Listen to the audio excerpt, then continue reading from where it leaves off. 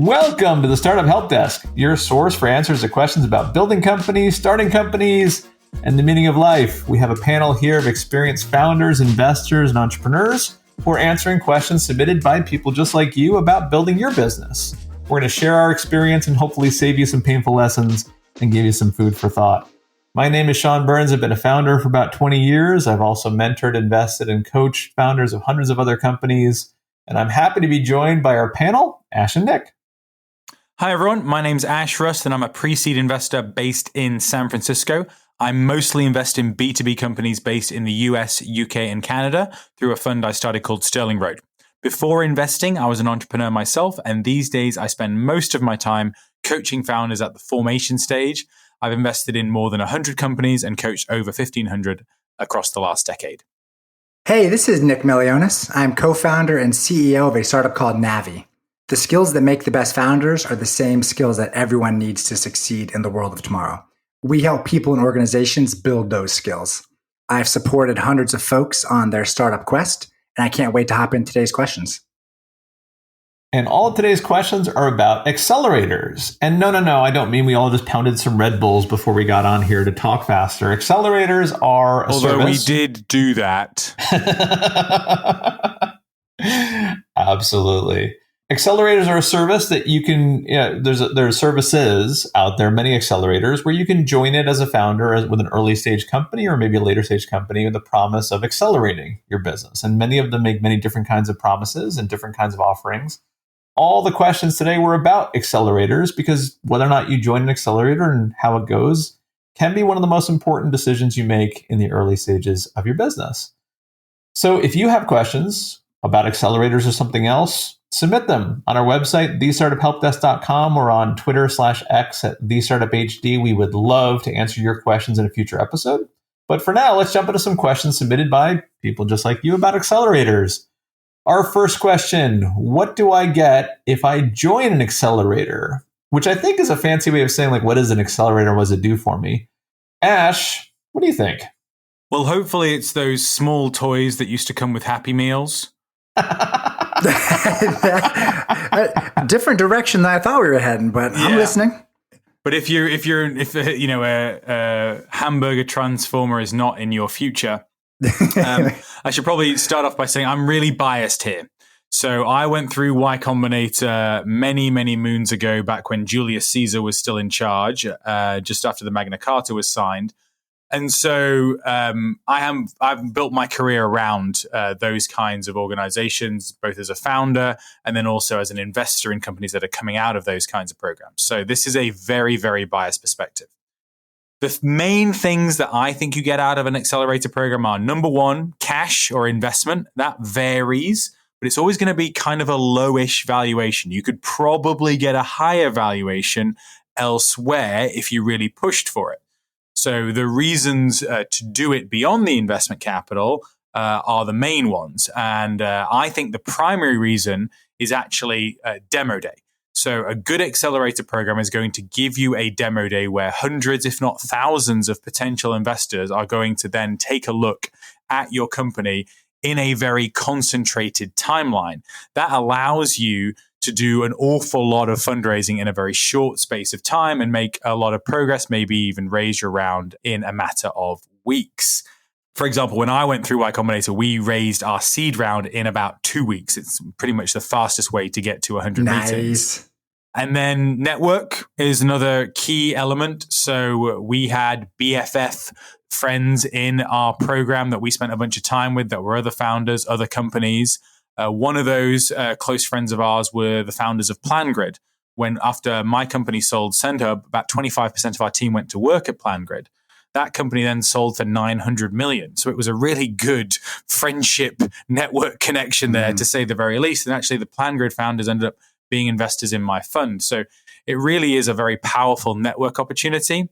And then the tools are the last piece. So Y Combinator has their internal social network called Bookface. Entrepreneur First has locations in Europe and in the United States, so you can be in different places. Techstars has a well-developed mentor network. A lot of these programs have additional tools that are going to make your life easier, and that's some of the value they can offer. So Ash, quick question for you. There are accelerators out there they claim to be industry accelerators. So and sometimes they're run by corporates where they're like, we get you plugged into the banking industry or we get you plugged into like these other things. Do you think that those are reliable things that you might get from those programs, or are they promising a lot more than you might get in reality? I think that the job of customer acquisition is mostly based on the startup's value proposition and sales tactics, and the idea that an investor is going to be able to give you some level of unfair access to that is probably promising too much in most cases.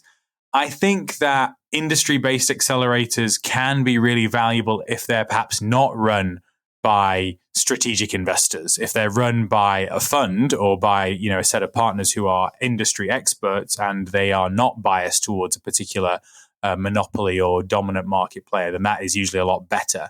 So we have seen that with perhaps organizations like IndieBio, for example, where their specialization does yield good results for the companies that go through their program. Nick, what do you think, man? I am very enthusiastic about the accelerator ecosystem. For my first startup, we went through 2 accelerators back to back.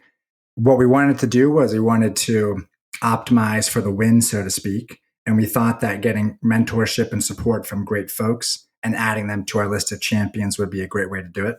What were they, Nick? Which accelerators did you go through? We went through Boost VC. They pioneered institutional investing in crypto. They had the first accelerator dedicated to the crypto ecosystem. That's a Draper family fund, right? That's right, exactly, yep. So we did that one, which was amazing because we were amongst peers of folks that were all innovating in the crypto space. So that was tremendous. Then we went through AngelPad. AngelPad, completely different experience, a tremendous exposure to, I would say, design thinking and really utilizing strategic thoughts around user interviews and a customer focus to drive your business forward. Each of those added great And is value. that the premier program on the East Coast, Nick, AngelPad? That's how I've always looked at it. That's absolutely right. Uh-huh. Yeah. And so I have a lot of enthusiasm for the accelerator ecosystem. The things that I'll add to what Ash and Sean have mentioned here are I like the competition. It's a healthy competition that you feel while in an accelerator. You're amongst a bunch of ambitious folks that are at the frontier of some new ecosystem, testing the boundaries of what's possible for a business. And so you're just exposed to some incredible thought leaders while being a part of that. It really is good motivation to drive you further. I think the second piece of this is being a part of something like that. It just exposes you to serendipity. You can increase your odds for luck by being exposed to great folks, having deadlines to drive towards a demo day, having great mentors, and just have all this enthusiasm to open new doors for you. All of those are things that can be critical for particularly a first-time founder who's trying to get their feet underneath them and is looking for some structure in a chaotic land of startups. That's my take on it all. Fair enough. I think we all come away pretty enthusiastic about accelerators. Okay, instead of harping more on what you get, what else do we need to know about accelerators? Nick, what else do we have on our queue? All right, let's do this. A question we got from a founder is the following. How do I know if an accelerator is worth it? Sean, do you want to hop in on this? I think it's the right question to ask before you join them, because I do think there are accelerators out there that are not worth it. And I don't just mean for any startup. It's like for your company, is it worth it for you? So it depends on what you need. For example, let's say you need help doing fundraising. Y Combinator can absolutely help you with that. Other accelerators won't necessarily be as helpful in that regard. But let's say you're a hardware startup. For a while, I was a mentor at Highway 1, which is no longer around, but it was an accelerator run by PCH, which is a large manufacturer. That was a great accelerator for hardware companies because the most important thing you need as a hardware startup is a manufacturing partner. And it's hard to get one if you don't have relationships. So in those cases, those companies needed a manufacturing partner, and the Highway 1 Accelerator was a way to get there. So that's what they needed. If you need help in recruiting, many of these accelerators can help either through their alumni networks or just through the brand association that they bring with them. That can be good. If you need help selling to, say, enterprises, Some of them can help teach you. I come down where Ash said, I think very few accelerators are very good at giving you sales pipeline and lead generation. Because you think about it, if you're an accelerator and you have a bunch of customer contacts, but you have these classes of company coming through, you're going to kind of send the same companies, well, these new companies to the same customers over and over again. They're not going to be very highly qualified leads. So think a little bit about what you need to get out of it. And is the accelerator you're thinking about joining going to be able to offer that? The best way to figure it out is to talk to people who have been through that accelerator. Did they get out of it what you're looking to get out of it? And if so, what did they have to do to make sure they got it? Depending on what you need, there may be cheaper and faster and easier ways an accelerator to get there, or maybe it really does accelerate you. It depends. Ash, what do you think? So I think this is a critical question to ask because there's a lot of snake oil being sold out there around accelerator programs. And it's especially upsetting because obviously it's the founders who are at the very earliest stages of their journey. And so most likely to perhaps take an offer that isn't to their benefit over the long term. So how do you assess whether or not the offer that you're getting from a accelerator is of substance? So first, the cash. Is the investment at least 6 figures? If they're not offering you at least 6 figures in investment cash, then they are really leaving investment and fundraising up to you before demo day. And that's kind of a big deal. Most accelerator programs would want you to just be focused on traction before demo day. They should put their money where their mouth is around that.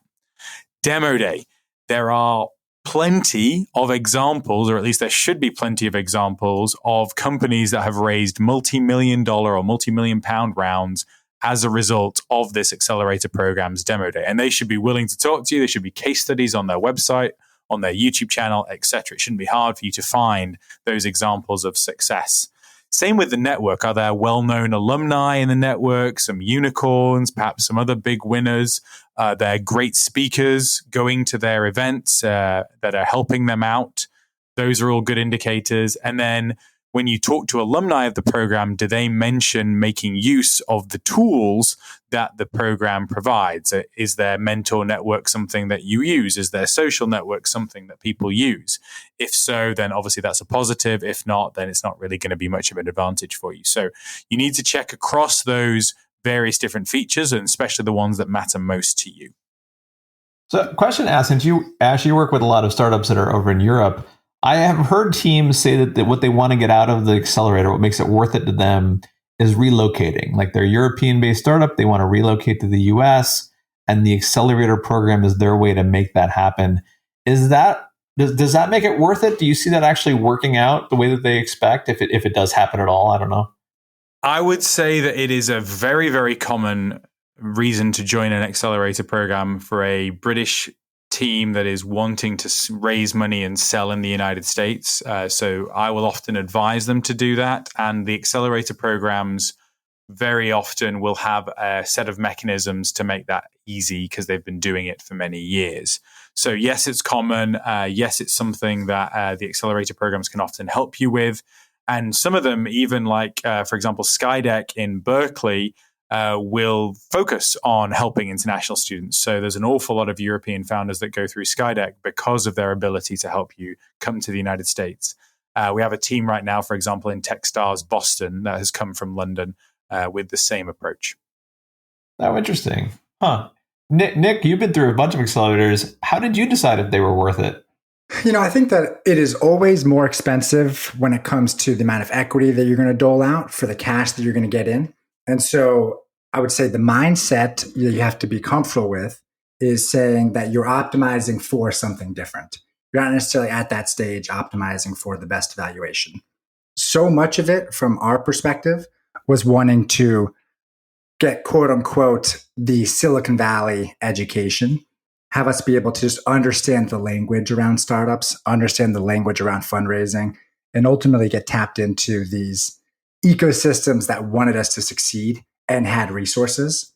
So we made the distinction based off of, in some cases, seeing that we'd be around ambitious peers, and in some cases, seeing that we had this nice brand backing us that would open up additional doors. So much of it was trying to be strategic about where could we go next post-accelerator. Gotcha.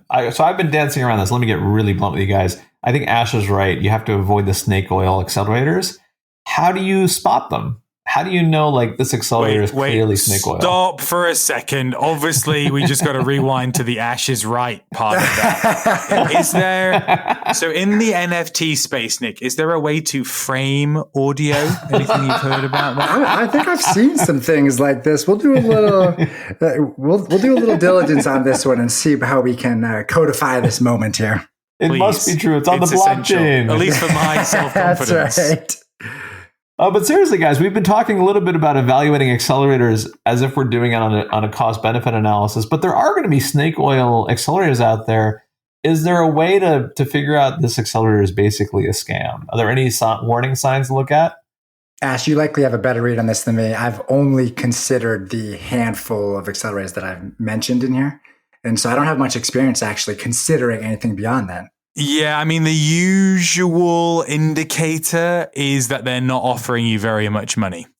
So if they want to get equity in your company without investing at all, or the amount that they invest is very, very small, maybe less than 50K, and they want more than 5% of the company, then that's usually an indicator that they don't have access to a lot of good talent because they're not in a competitive situation, and they don't necessarily have the investor support to invest in companies either. Well, I'm in danger of agreeing with Ash again. So Ash, do we have any more questions that we can disagree on about accelerators? Oh, don't worry, I'm sure. So let's say you are starting an accelerator in the next few months. How do you get the most out of it? So I got a few thoughts, some of which include getting prepared, and then some include what to actually do while you're there. So first, set expectations with your co-founders about what you want from the accelerator. Essentially, are you trying to accelerate growth in sales? Are you looking to fundraise? Just work backwards from the end goal so that you can be able to arrive aligned with your co-founders with expectations for what success looks like. So that would be my on-ramp into it. While you're at the accelerator, get creative with your testing. The folks that you'll be with during this accelerator are going to be eager to support what you want to do. What we did was every Wednesday, we hosted a hackathon, internal, and invited all the companies to join us, which meant all night we were working on our startups.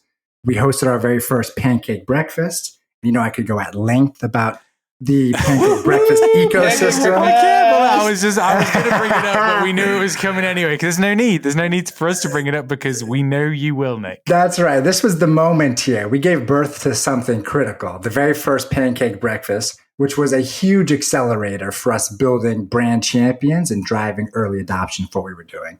So think creatively and come prepared, ready to run these fun tests with a group of folks that are on this frontier journey with you. That's my take on it. Yeah, I will add to that two things. One is you should, before you start an accelerator, talk to people who have been through the experience to understand their experience. You want to understand how does it play out? What do you need to do to get the most out of it? All those sorts of things. And the people who have been through it are the best people to tell you, especially people who have been through it as recently as possible. Because these accelerators change. There's accelerators that I used to recommend that I don't recommend anymore. I think the golden age of accelerators might be behind us. There are, some of them have decreased in quality quite significantly. So talk to people who've been through it recently.